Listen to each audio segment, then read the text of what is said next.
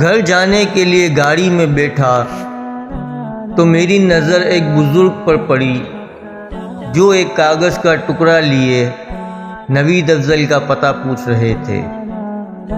مجھ پر نظر پڑتے ہی ہاتھ سے رکنے کا اشارہ کیا اور پاس آئے۔ کپڑوں کی خستہ حالی اور چہرے پر جھریاں بہت کچھ بتا رہی تھی۔ بولے، بیٹا، یہ میرے بیٹے کا نام ہے، سنا ہے وہ اسی شہر میں اپنے بچوں کے ہمراہ کچھ سال پہلے آیا تھا۔ پھر کاغذ میں لپٹی کوئی چیز نکالی، یہ کسی کی تصویر تھی، مگر تصویر میں نظر آنے والا شخص بہت کم عمر نظر آ رہا تھا۔ میں نے پوچھا، بابا جی یہ ہیں آپ کے بیٹے؟ مگر یہ تو بہت کم عمر نظر آ رہے ہیں۔ بابا جی آپ سے کوئی رابطہ نہیں؟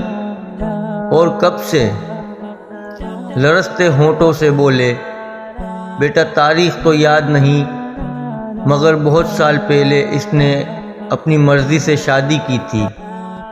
تب اس کی نوکری نہیں تھی، نوکری کے لیے ٹیسٹ دیا، پھر بیوی کو لے کر شہر آ گیا تھا۔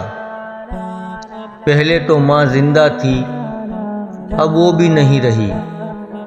میں بھی کوئی کام نہیں کر سکتا، بڑی مشکل سے پتہ لگا کہ وہ اس شہر میں رہتا ہے۔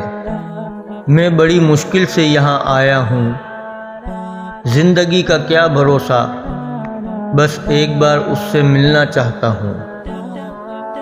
مگر بابا جی آپ کب سے اپنے بیٹے کو ڈھونڈ رہے ہیں؟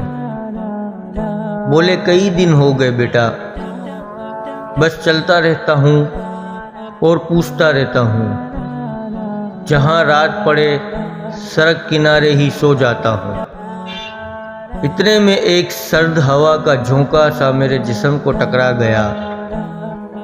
بابا جی آپ کے پاس کوئی ایڈریس نہیں، ایسے کیسے آپ کو؟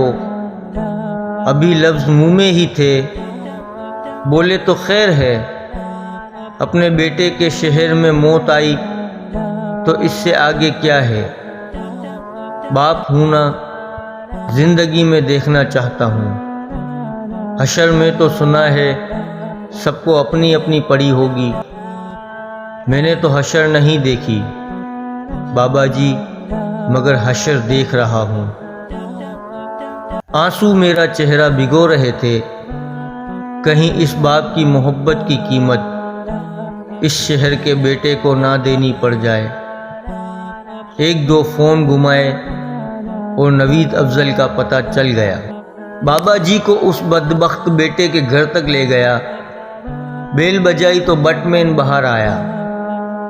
بابا جی نے بتایا کہ وہ مینیجر صاحب کے والد ہیں، اندر آنا چاہتے ہیں۔ ملازم نے چونک کر کہا کہ مینیجر صاحب تو کہتے ہیں کہ ان کے والد کا انتقال ہو چکا ہے۔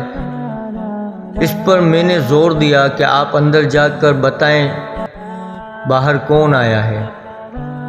ملازم سے بحث زور پکڑنے لگی تو بابا جی نے مداخلت کی اور بڑے نرم لہجے میں بولے، سویرے کم تے جان لئی تے ایتھوئی لنگے گانا۔ میں نے بابا جی سے کہا کہ یہ کیا بات ہوئی، آپ مل تو لیں۔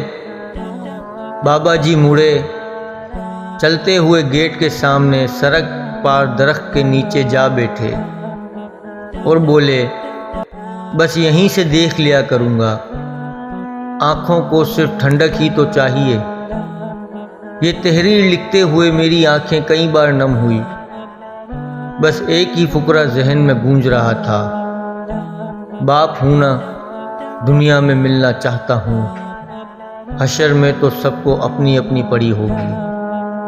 خدا را قدر کریں اپنے والدین کی، یہ موتی پھر نہیں ملتے۔